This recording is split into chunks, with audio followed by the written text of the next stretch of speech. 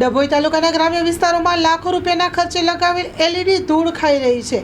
ડભોઈ તાલુકાના ગામ વિસ્તારોમાં લાખો રૂપિયાના ખર્ચે એલઈડી લગાવવામાં આવી હતી।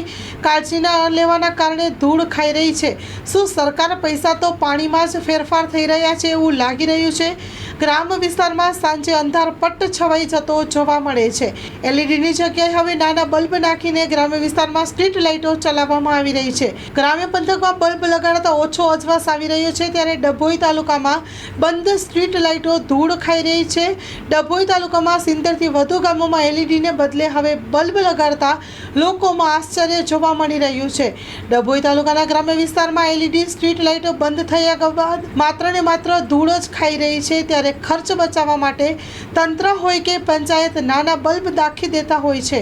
ત્યારે ડભોઈ તાલુકાના 118 ગામ પૈકી 70 ઉપરાંત ગામ એલઈડીની જગ્યાએ બલ્બ લગાડવામાં આવ્યા છે, જેના કારણે ગ્રામ્ય વિસ્તારોમાં પૂરતું અજવાળું આવી રહ્યું નથી।